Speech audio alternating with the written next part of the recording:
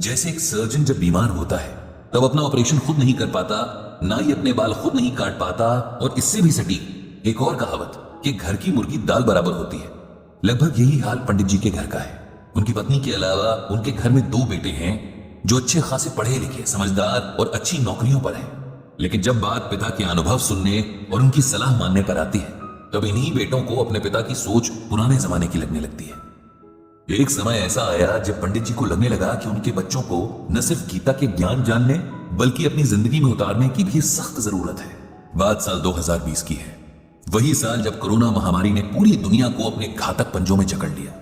पूरी दुनिया इसके डंक से कराह रही थी, क्या अमीर क्या गरीब, हर देश हर व्यक्ति इसके खौफ तले जी रहा था। ऐसा भयानक मंजर शायद हर किसी ने पहली बार देखा था। जो बीमार थे उन्हें बीमारी ने तबाह किया, जो बीमारी से बच भी गए उनके रोजगार खतरे में आ गए। लोगों को घरों में सिमट कर काम करना पड़ा और लगभग हर इंसान का मानसिक स्वास्थ्य किसी न किसी हद तक प्रभावित हुआ। यही हाल शास्त्री जी के घर का भी था। उनकी पत्नी हर वक्त परेशान रहती कि कहीं उनके परिवार में किसी कोई बीमारी ना हो जाए। बेचारी हमेशा एक खौफ के साए में रहती। पंडित जी की लाख समझाने पर भी उनका डर न खत्म होता न कहीं जाता। हर वक्त अपने दोनों बच्चों की चिंता में रहती जो दूर दूसरे शहरों में लॉकडाउन के कारण फंसे हुए थे। किसी तरह कोशिश करके पंडित जी का छोटा बेटा अभिनव अपने शहर वापस आ गया। उसके ऑफिस ने घर से काम करने की सुविधा दे रखी थी। इस बात से पंडित जी की पत्नी को थोड़ा सुकून तो मिला कि चलो कम से कम एक बेटा तो आंखों के सामने है।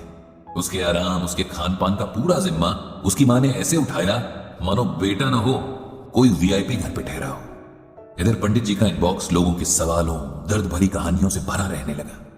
कोई किसी अपने के चले जाने के गम में खुद को और अपने परिवार को संभालने की सलाह मांगता तो कोई दिमाग की शांति के उपाय तलाशता हुआ उनके इनबॉक्स में दस्तक देता। कुल मिलाकर हर तरफ बस एक अजीब उदासी का माहौल था। पंडित जी ने नोट किया कि उनका बेटा अभिनव थोड़ा बदला सा लग रहा है। मां के लाड़ का जवाब कभी झिल्लाकर तो कभी चिड़चिड़े स्वर में देता। पंडित जी पत्नी को समझाते कि बेटा बड़ा हो गया है, उससे 5 साल के बच्चे की तरह व्यवहार मत करो। लेकिन मां का मन कहां मानता है। सारा दिन बेटा अपने कमरे में बंद रहता। दिन भर उसके कमरे से कभी किसी मीटिंग तो कभी किसी मीटिंग की आवाज आती रहती। खाना तक खाने वो बाहर नहीं निकलता। मां से कहकर अपने कमरे में मंगवा लेता। इधर पिछले कुछ दिनों से उसके फोन पर चिल्लाने की आवाजें बाहर तक आने लगी थी। शुरू में पंडित जी ने सोचा कि काम का तनाव होगा। वैसे ही आजकल सबका समय खराब ही चल रहा है, जिसका असर लोगों के व्यवहार में दिख रहा है।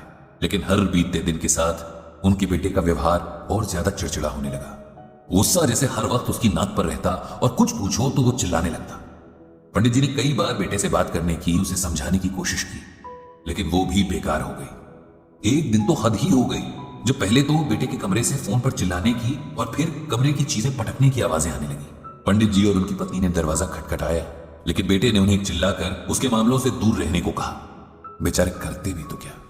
बड़े बेटे से फोन पर यह परेशानी बांटी तो उसने भी यही कहा कि आजकल हर कोई परेशान है, नौकरियां खतरे में हैं, खुद को सबसे बेहतर साबित करने का ऐसा दबाव है कि लोग इसे संभाल नहीं पा रहे। उसे थोड़ा समय दीजिए, वो खुद ही ठीक हो जाएगा। एक रात जब पंडित जी पानी पीने किचन तक आए तो उन्होंने अभिनव के कमरे की लाइट जली देखी।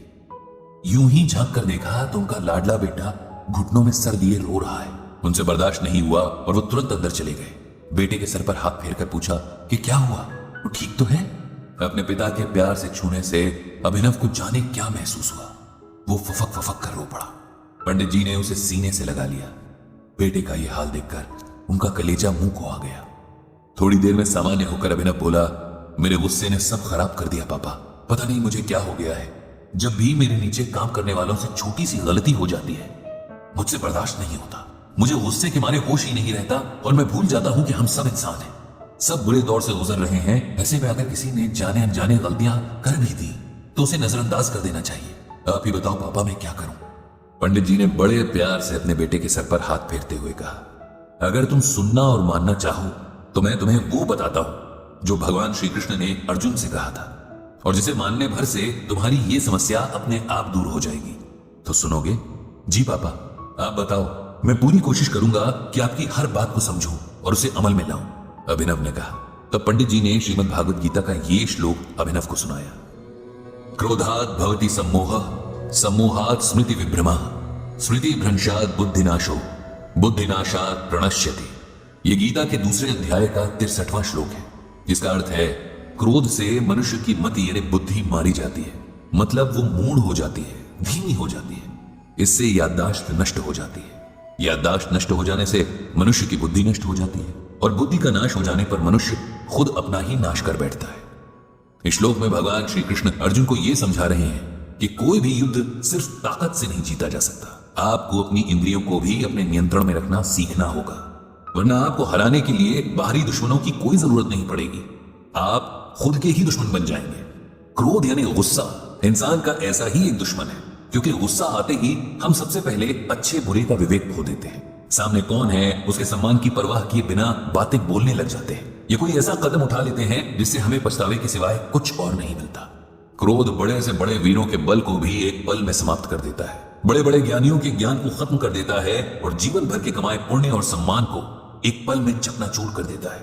इसीलिए सबसे पहले अपने क्रोध को जीतना सीखो, तभी जिंदगी की बाकी लड़ाइयां जीत पाओगे। लेकिन मैं ये कैसे करूं पापा? अभिनव ने उदास आवाज में पूछा। बिल्कुल वैसे जैसे अपने बाकी के काम करते हो, अपने दिमाग को ये मैसेज देकर कि चाहे कुछ भी हो जाए, कैसी भी सिचुएशन हो, अपना आपा नहीं खोना है। दूसरों की जगह खुद को रखकर देखने की आदत बनानी है, और अगर किसी से कुछ ऐसा हो भी जाए जो गलत हो, हमारा नुकसान हुआ हो, तब भी पूरी कोशिश करनी है कि गुस्से के बजाय शांति और धैर्य से अगले को इसका एहसास कराया जाए।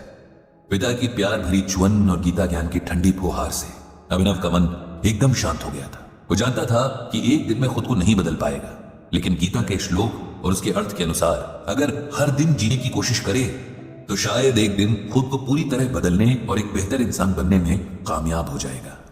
बदले नजरिए की पहली शुरुआत में अभिनव ने अपनी मां से माफी मांगी, जिसका दिल उसने जाने कितनी बार दुखाया था, और मां से अपने मन को पूरी तरह कंट्रोल करने का प्रॉमिस किया ताकि वो किसी और का दिल ना दुखाए।